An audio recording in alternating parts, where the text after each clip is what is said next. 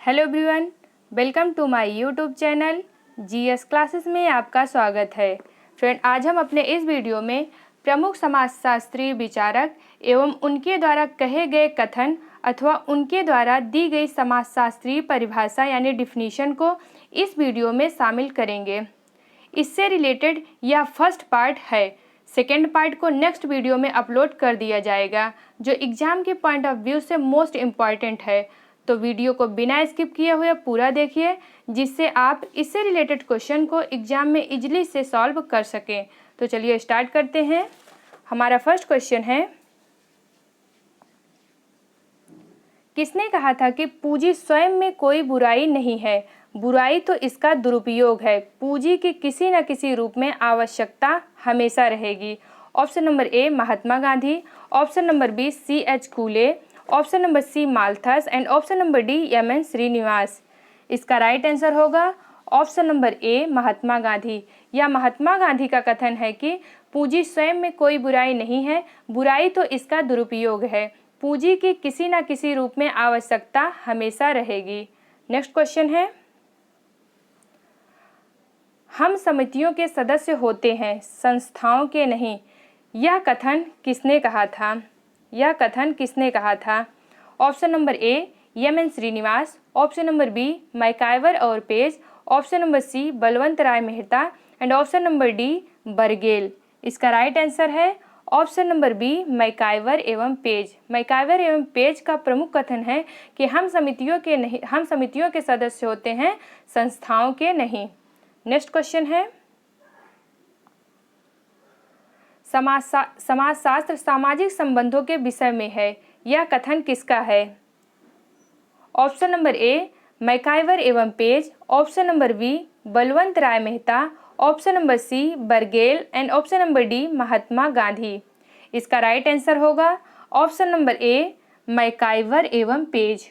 MacIver एवं Page का महत्वपूर्ण या प्रमुख कथन है समाजशास्त्रीय सामाजिक संबंधों के विषय में है। नेक्स्ट क्वेश्चन है, समाजशास्त्र और मनोविज्ञान के संबंधों के बारे में किस विद्वान ने कहा है कि समाजशास्त्र विशेष रूप से मनोविज्ञान को सहायता देता है, जैसा कि मनोविज्ञान समाजशास्त्र को विशेष सहायता देता है?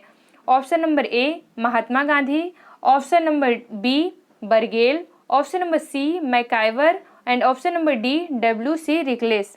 ऑप्शन नंबर डी क्या है? W.C. रिकलेस। इसका राइट आंसर होगा ऑप्शन नंबर सी मैकाइवर। यह मैकाइवर का प्रमुख कथन है कि समाजशास्त्र विशेष रूप से मनोविज्ञान को सहायता देता है, जैसे कि मनोविज्ञान समाजशास्त्र को विशेष सहायता देता है। हमारा नेक्स्ट क्वेश्चन है, नगरीकरण एक प्रक्रिया है और नगरवाद परिस्थिति है। यह किसने कहा है? Option number A D.N. Majumdar, option number B K. Davis या Kingsley Davis, option number C Emile Durkheim and option number D है बर्गेल। इसका राइट आंसर है option number D Bergel. Option number D Bergel. Bergel का कथन है कि नगरीकरण एक प्रक्रिया है और नगरवाद परिस्थिति है। हमारा नेक्स्ट क्वेश्चन है, कृषक समाज आधा समाज है। कृषक समाज आधा समाज है, यह कथन किसके द्वारा कहा गया है? Option number A George Foster, option number B K. Davis, option number C Emile Durkheim and option number D Bergel. Option number D बर्गेल।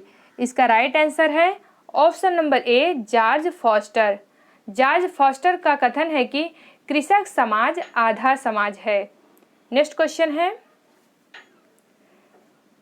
किसने कहा है कि मद्यपान अनियंत्रित पीना है? मद्यपान अनियंत्रित पीना है। Option number A W.C. Reckless, option number B Kingsley Davis, option number C Emile Durkheim and option number D बर्गेल। इसका राइट आंसर है option number A W.C. Reckless. W.C. Reckless का प्रमुख कथन है कि मद्यपान अनियंत्रित पीना है। हमारा नेक्स्ट क्वेश्चन है, व्यवसाय और केवल व्यवसाय ही जाति प्रथा की उत्पत्ति के लिए उत्तरदायी है। यह किसका मत है?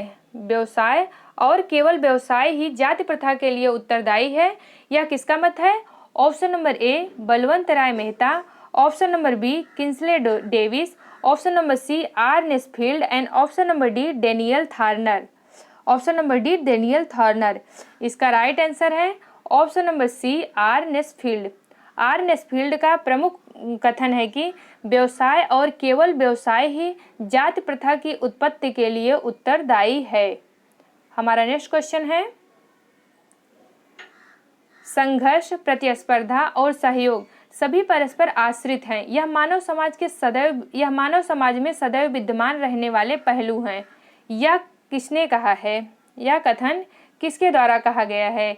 Option number A C.H. Cooley, option number B Kingsley Davis, option number C R Nesfield and option number D Daniel थार्नर।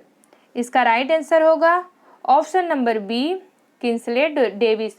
प्रकार्यवादी समाजशास्त्री किंसले डेविस का कथन है कि संघर्ष, प्रतिस्पर्धा और सहयोग ये तीनों परस्पर आश्रित हैं।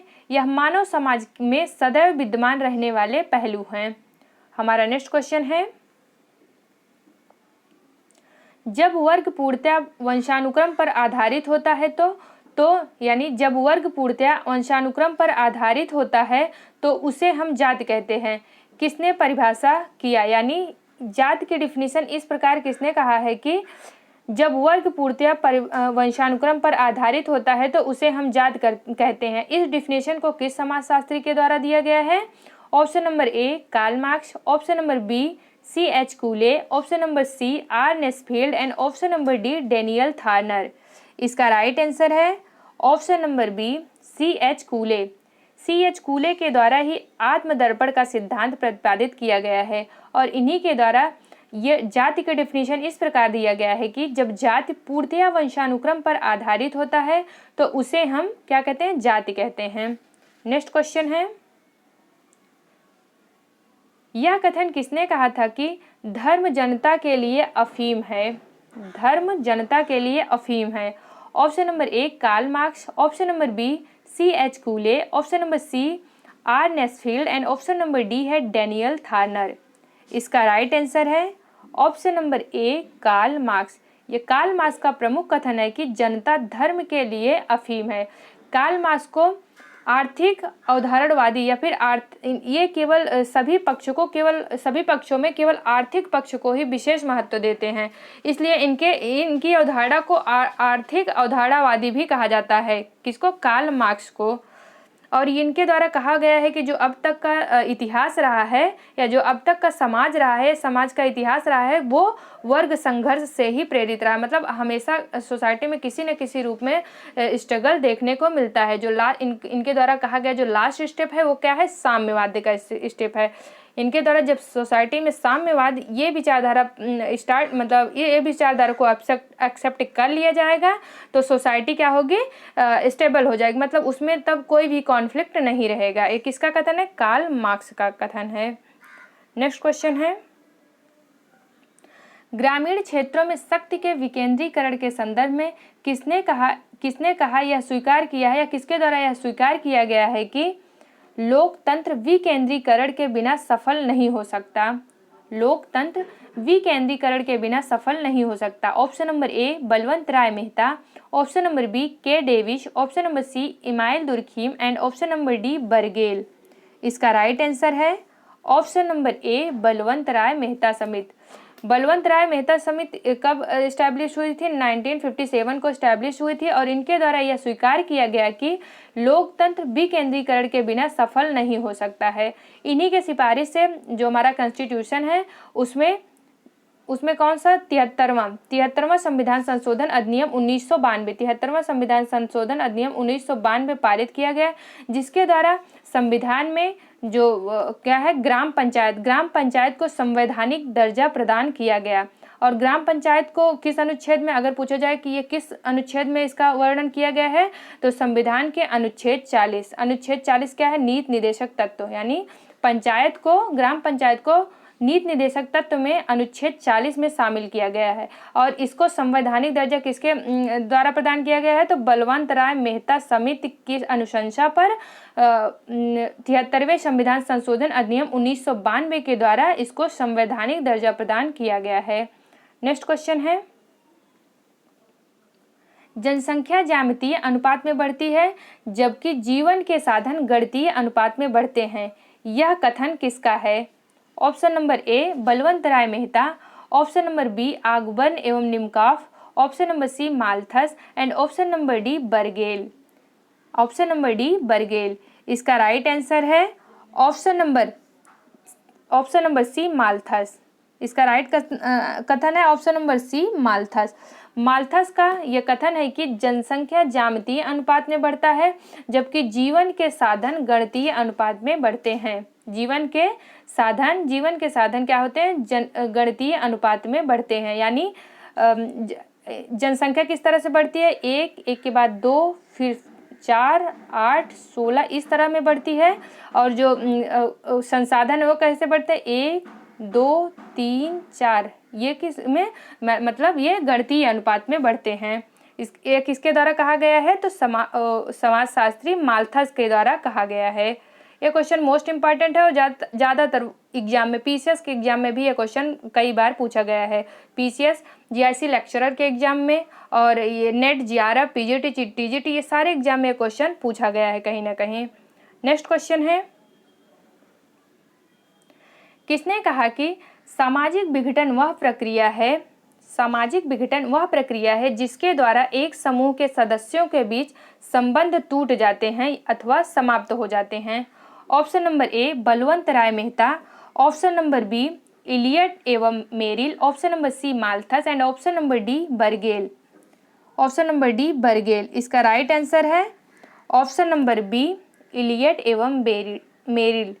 इलियट एवं मेरिल का प्रमुख कथन है कि सामाजिक विघटन वह प्रक्रिया है जिसके द्वारा एक समूह के सदस्यों के बीच संबंध टूट जाते हैं अथवा समाप्त हो जाते हैं। यह किसके द्वारा डिफाइन किया गया है? इलियट एवं मेरिल के द्वारा। किसको डिफाइन किया गया? सामाजिक विघटन को। नेक्स्ट क्वेश्चन है, सभी सामाजिक परिवर्तन विचारों के माध्यम से घटित होते हैं। सभी सामाजिक परिवर्तन विचारों के माध्यम से घटित होते हैं, यह कथन किसका है? Option number A M N. Srinivas, option number B Ogburn एवं Nimkoff, option number C Malthus and option number D बर्गेल। इसका राइट आंसर है ऑप्शन नंबर बी आगबर्न एवं निमकॉफ। आगबर्न एवं निमकॉफ का कथन है कि सभी सामाजिक परिवर्तन विचारों के माध्यम से घटित होते हैं। हमारा नेक्स्ट क्वेश्चन है, धर्मनिरपेक्षीकरण शब्द का अर्थ है कि जो कुछ पहले धार्मिक माना जाता था अब वह वैसा नहीं माना जाता है। किसने परिभाषित किया है? M N. Srinivas. Option number A है M N. Srinivas, option number B है C.H. Cooley, option number C Malthus and option number D बर्गेल। इसका राइट आंसर है option number A M N. Srinivas. M N. Srinivas के द्वारा धर्मनिरपेक्षीकरण को किस प्रकार डिफाइन किया गया है कि धर्मनिरपेक्षीकरण शब्द का अर्थ है कि जो कुछ पहले धार्मिक माना जाता था अब वह वैसा नहीं माना जा रहा है। यह किसके द्वारा डिफाइन किया गया? एम.एन. श्रीनिवास। एम.एन. श्रीनिवास के द्वारा ब्राह्मणीकरण, संस्कृतिकरण ये सारी अवधारणाएं किसके द्वारा दी गई? एम.एन. श्रीनिवास के द्वारा। और एम.एन. श्रीनिवास ने अपना जो रिसर्च है वो कर्नाटक के कुर्ग जनजातियों पर किया था। C.H. कूले के द्वारा आत्मदर्पण का सिद्धांत प्रतिपादित किया गया और माल्थस के द्वारा अभी हमने देखा कि इनके द्वारा बताया गया कि जनसंख्या किस अनुपात में बढ़ता है और जो संसाधन होते हैं वो किस रेशियो में बढ़ते हैं।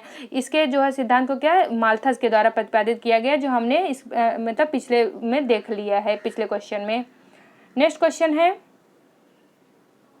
निम्नलिखित में से किसने जाति को एक बंद वर्ग के रूप में वर्णित किया है? Option number A D.N. Majumdar, option number B C.H. Cooley, option number C Malthus and option number D बर्गेल। इसका राइट आंसर है option number A D.N. Majumdar. D.N. Majumdar के द्वारा जाति को किस प्रकार डिफाइन किया गया है कि जाति एक बंद वर्ग के रूप में वर्णित किया गया है। हमारा नेक्स्ट क्वेश्चन है, भारतीय कृषक वर्ग का वर्गीकरण मालिक, किसान अथवा मजदूर, मालिक, किसान और मजदूर के रूप में किसने किया? Option number A C.H. Cooley, option number B Kingsley Davis, option number C R Nesfield and option number D Daniel Thorner. Option number D Daniel Thorner इसका राइट आंसर होगा option number D Daniel Thorner. Daniel Thorner के द्वारा भारतीय कृषक वर्ग को 3 वर्गों में वर्गीकृत किया गया। वो 3 वर्ग क्या है? पहला है मालिक, दूसरा है किसान और तीसरा है मजदूर। तीसरा क्या है? मजदूर। ये किसके द्वारा क्लासिफाई किया गया है? तो डेनियल थार्नर के द्वारा। हमारा नेक्स्ट क्वेश्चन है, आधुनिकीकरण का औद्योगिकरण के साथ प्रकार्यात्मक साहचर्य है, किसने कहा है? Option number A C.H. Cooley, option number B Kingsley Davis, option number C R Nesfield and option number D W.E. Moore. इसका राइट आंसर होगा option number D W.E. Moore. W.E. Moore का कथन है कि आधुनिकीकरण का औद्योगिकरण के साथ प्रकार्यात्मक साहचर्य है। हमारा नेक्स्ट क्वेश्चन है, समाजशास्त्रीय क्षेत्र में किसी अन्य लेखक की अपेक्षा हर्बर्ट स्पेंसर के सामाजिक सिद्धांतों ने अधिक विवाद उत्पन्न किया है। यह कथन किसने कहा? यह कथन किसके द्वारा कहा गया है? Option number A E.S. Bogardus, option number B MacIver and Page, option number C Balwant Rai Mehta and option number D बर्गेल। इसका राइट आंसर है option number A E.S. Bogardus. E.S. Bogardus का प्रमुख कथन है कि समाजशास्त्रीय क्षेत्र में किसी अन्य लेखक की अपेक्षा हर्बर्ट स्पेंसर, समाजशास्त्री जो हर्बर्ट स्पेंसर है, उनके द्वारा सामाजिक सिद्धांतों ने अधिक विवाद उत्पन्न किया है। उनके द्वारा सामाजिक सिद्धांतों मतलब ये जो बोगार्डस है वो हर्बर्ट स्पेंसर के जो थियरीज हैं उनको क्रिटिसाइज कर रहे हैं। तो किसके द्वारा किया जा रहा है? बोगार्डस के द्वारा किया जा रहा है। हमारा नेक्स्ट क्वेश्चन है, धर्म वास्तविक है परंतु ईश्वर धर्म का सार नहीं है। धर्म वास्तविक है परंतु ईश्वर धर्म का सार नहीं है, यह कथन किसका है? Option number A Emile Durkheim, option number B MacIver and Page, option number C Balwant Rai Mehta and option number D Bergel. Option number D बर्गेल। इसका राइट आंसर होगा option number A Emile Durkheim. Emile Durkheim के द्वारा यह कथन कहा गया है कि धर्म वास्तविक है परंतु ईश्वर धर्म का सार नहीं है। ईश्वर नहीं है तो फिर कौन है? समाज। कौन है? धर्म का सार कौन है? समाज है। समाज जिसको क्या धर्म जो समाज में जितनी भी चीज़ें पाई जाती हैं वो 2 पार्ट में डिवाइड होती। एक होता है क्या? शुभ, और दूसरा क्या होता है? अशुभ। शुभ और अशुभ। दुर्खीम के द्वारा बोला जाता है कि जो समाज में शुभ है उसको क्या बोलते हैं? धर्म के ओर। और शुभ कौन डिसीजन कौन लेता है कि ये सोसाइटी के लिए शुभ है, ये अशुभ है? उसको समाज लेता है। कौन लेता है? समाज। तो दुर्खीम के द्वारा ये बोला गया है कि धर्म वास्तविक है परंतु ईश्वर धर्म का सार नहीं है। इनके द्वारा यह कहा गया है कि धर्म वास्तविक है परंतु ईश्वर धर्म का सार ना होकर क्या है? ईश्वर की जगह पे क्या? समाज को इन्होंने एस्टैब्लिश किया है। जब भी आप दुर्खीम को पढ़िएगा, दुर्खीम के बारे में इतना जान लीजिए कि दुर्खीम सोसाइटी को ही सबसे ऊपर मानते हैं। दुर्खीम के द्वारा सोसाइटी को ही सबसे ऊपर रखा गया है। यही कारण है कि अगर आप ये क्वेश्चन को अच्छे से नहीं आपको आ रहा है एग्जाम में, तो आप थोड़ा सा माइंड लगाएंगे तो ये क्वेश्चन आपका सही हो जाएगा। किससे? दुर्खीम से रिलेटेड जो भी क्वेश्चन आएगा। नेक्स्ट क्वेश्चन है, धर्म विश्वासों और व्यवहारों से आबद्ध लोगों का एक नैतिक समुदाय है। यह मत किस विद्वान का है?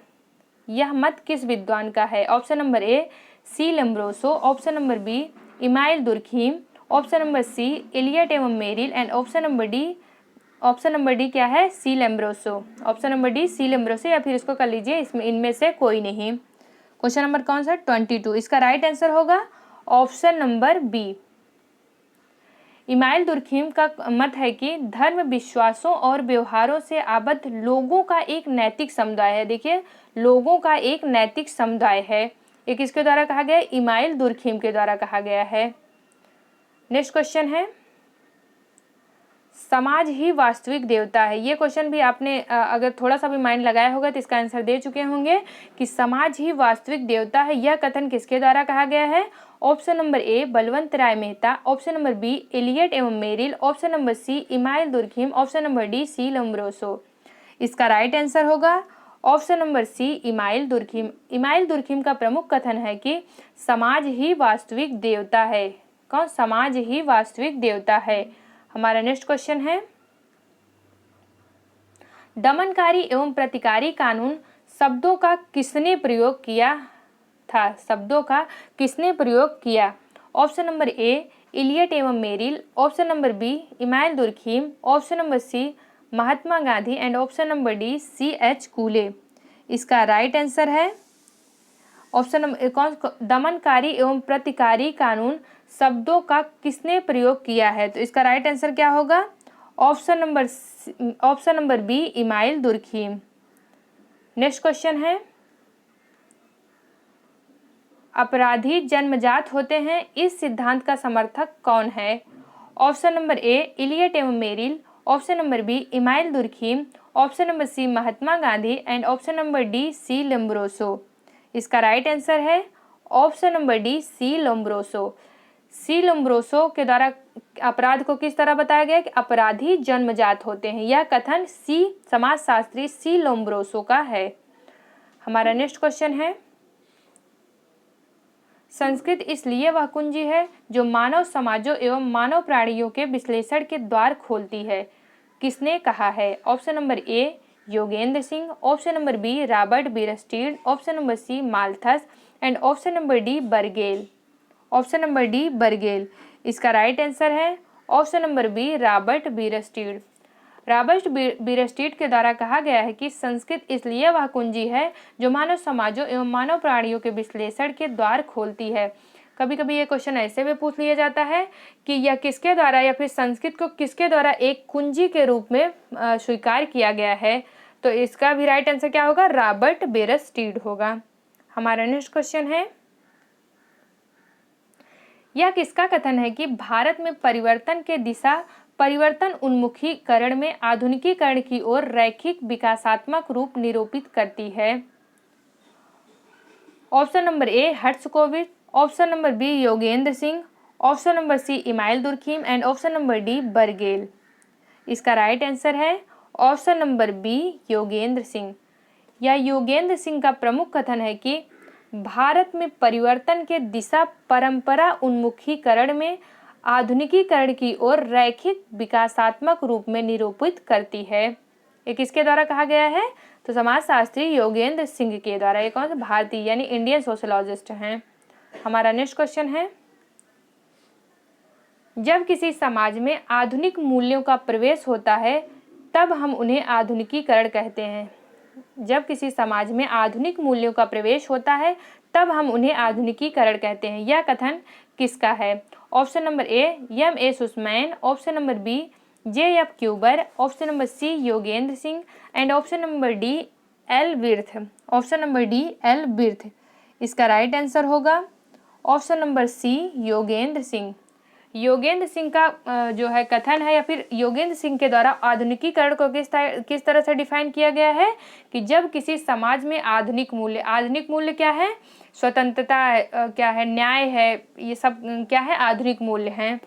संभाव है, ये सारे आधुनिक मूल्य हैं। इसके द्वारा क्या होते हैं कि जब किसी समाज में आधुनिक मूल्य का प्रवेश होता है तब हम उसे आधुनिकीकरण कहते हैं। यह किसके द्वारा डिफाइन किया गया है? तो समाजशास्त्री योगेंद्र सिंह के द्वारा। हमारा नेक्स्ट क्वेश्चन है, यह कथन किसका है कि साइबर अपराध वह अपराध है? साइबर अपराध वह अपराध है जो कंप्यूटर नेटवर्क एवं हार्डवेयर के प्रयोग द्वारा होता है। Option number A Balwant Rai Mehta, option number B Ogburn एवं Nimkoff, option number C M.A. Sussman and option number D Mahatma Gandhi. Option number D Mahatma Gandhi. इसका राइट आंसर है option number C M.A. Sussman. M.A. Sussman का कथन है कि साइबर अपराध वह अपराध है जो कंप्यूटर नेटवर्क एवं हार्डवेयर के प्रयोग द्वारा होता है। हमारा नेक्स्ट क्वेश्चन है,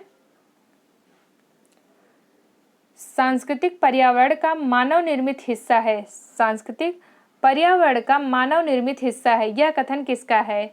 option number A Herskovits, option number B Emile Durkheim, option number C Mahatma Gandhi and option number D Gittler. इसका राइट आंसर होगा ऑप्शन नंबर ए हर्षकोविट। हट कोविद का प्रमुख कथन है कि सांस्कृतिक पर्यावरण का मानव निर्मित हिस्सा है। हमारा नेक्स्ट क्वेश्चन है, किस समाजशास्त्री के द्वारा समूह की व्याख्या ओवर तथा कोवर्ट के रूप में के आधार पर की गई है? किस समाजशास्त्री के द्वारा समूह की व्याख्या ओवर तथा कोवर्ट के आधार पर की गई है? Option number A Balwant Rai Mehta, option number B Kingsley Davis, option number C Gittler and option number D है इमाइल दुर्खीम। इसका राइट आंसर होगा option number C Gittler. Option number C Gittler. समाजशास्त्री गिटलर के द्वारा समूह की व्याख्या ओवर तथा कोवर्ट के आधार पर की गई है। हमारा नेक्स्ट क्वेश्चन है, समाजशास्त्र मानव संबंधों के वैज्ञानिक शाखा के रूप में से परिभाषित कर सकता है। समाजशास्त्र मानव संबंधों के वैज्ञानिक शाखा के रूप में से परिभाषित कर सकता है। यह परिभाषा किसने प्रतिपादित की है? ऑप्शन नंबर ए वॉक्स और Becker, option number C JF. Cuber, option number B JS. Cuber, option number C Lewis Coser and option number D बर्गेल। इसका राइट आंसर होगा option number B JF. Cuber. JF. Cuber का कथन है, JF. क्यूबर के द्वारा समाजशास्त्र को किस तरह परिभाषित किया गया है कि समाजशास्त्र मानव संबंधों के वैज्ञानिक शाखा के रूप में से परिभाषित कर सकता है। मानव संबंधों के वैज्ञानिक शाखा के रूप में परिभाषित कौन करता है? ये जे.एफ. क्यूबर। हमारा नेक्स्ट क्वेश्चन है, समाजशास्त्र सामाजिक विज्ञानों की ना तो गृहिणी है और ना ही दासी बल्कि उनकी बहन के समान है। यह कथन किसका है?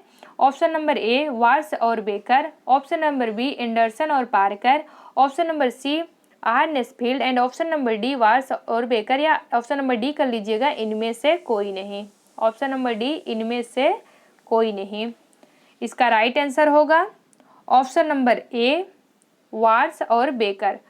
वार्स एवं बेकर का प्रमुख कथन है कि समाजशास्त्र सामाजिक विज्ञानों की ना तो गृहिणी है और ना ही दासी बल्कि उनकी बहन के समान है। किसके द्वारा कहा गया है? समाजशास्त्री वार्स और बेकर के द्वारा। हमारा नेक्स्ट क्वेश्चन है, विवाह अति वैयक्तिक प्रकार की व्यक्तिगत संतुष्टि का उपकरण मात्र नहीं बल्कि एक सामाजिक क्रियाविधि भी है जिसे सामाजिक दृढ़ता को पोषित करने हेतु रचा गया है। विवाह के संबंध में यह कथन किसका है? अगर आपसे कोई पूछे कि विवाह को इस रूप में किसने डिफाइन किया है, तब भी इसका आंसर वही होगा जो इस कथन का होगा। तो ऑप्शन नंबर ए है C.H. Cooley, option number B है किंसले डेविस, ऑप्शन नंबर सी है एंडरसन और Parker and option number D है J.P. Narayan. Option number D क्या है? J.P. नारायण। इसका राइट आंसर होगा ऑप्शन नंबर सी एंडरसन और पार्कर।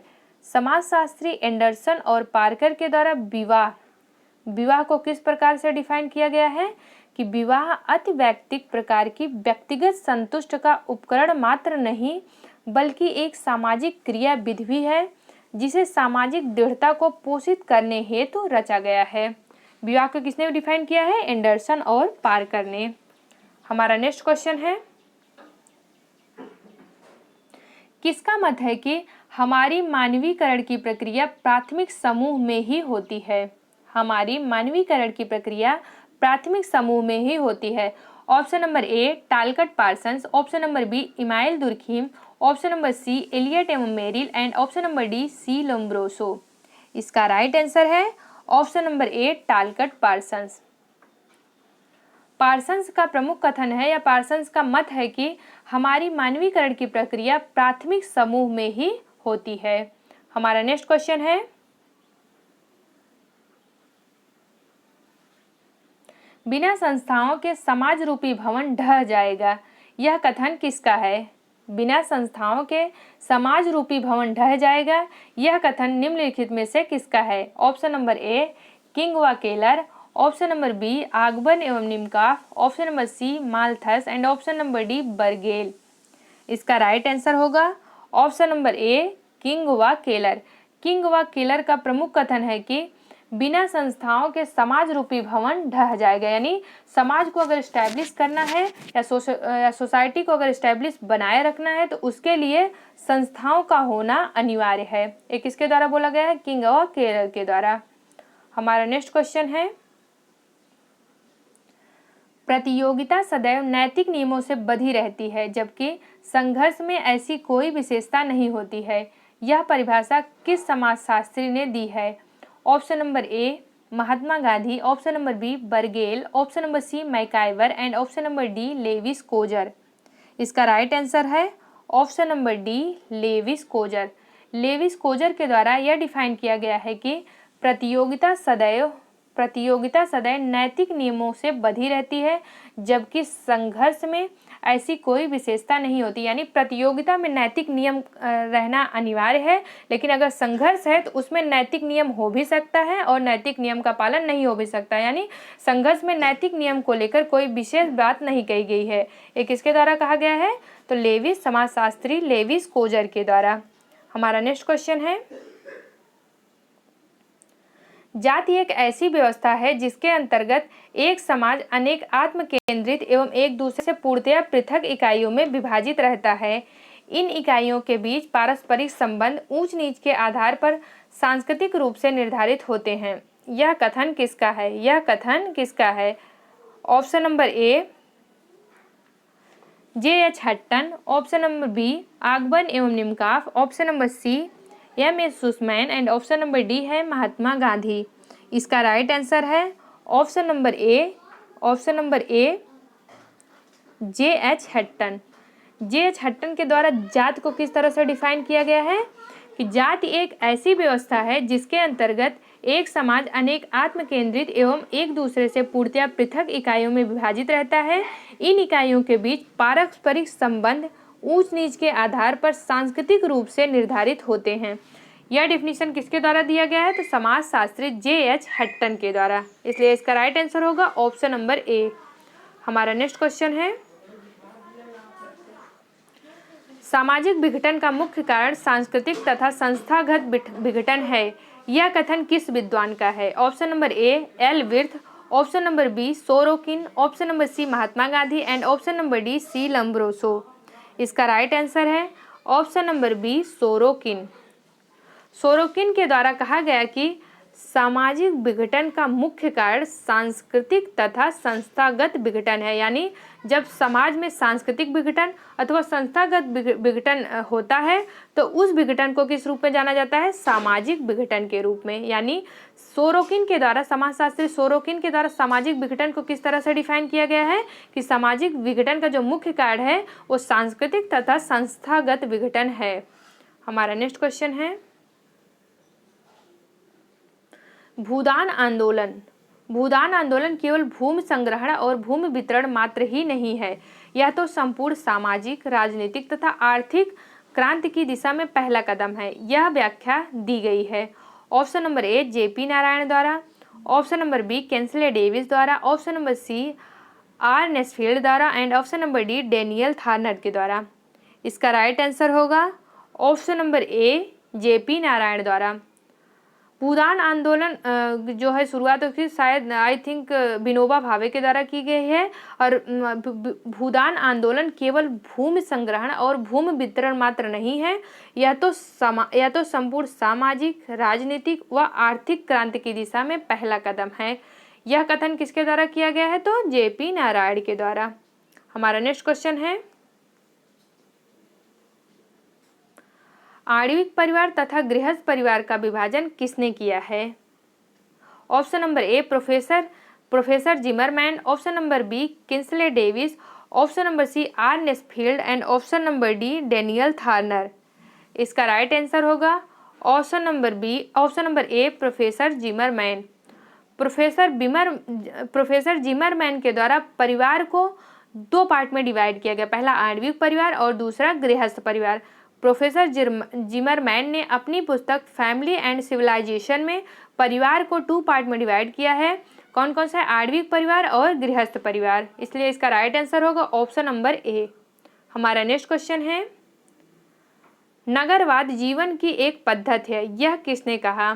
नगरवाद जीवन की एक पद्धति है, यह किसने कहा? Option number A Emile Durkheim, option number B MacIver और Page, option number C Balwant Rai Mehta and option number D L Wirth. इसका राइट आंसर होगा option number D L Wirth. समाजशास्त्री एल विर्थ का प्रमुख कथन है कि नगरवाद जीवन की एक पद्धति है। नगरवाद जीवन की एक पद्धति है। फ्रेंड, अगर आपको हमारा वीडियो अच्छा लगा हो तो प्लीज़ हमारे वीडियो को लाइक करें और अगर आप हमारे चैनल पर नए हो तो हमारे चैनल को सब्सक्राइब करें तथा बेल आइकन को जरूर प्रेस करें ताकि हमारे आने वाले वीडियो का नोटिफिकेशन आपको सबसे पहले मिल सके। Thank you for watching my video. जय हिंद।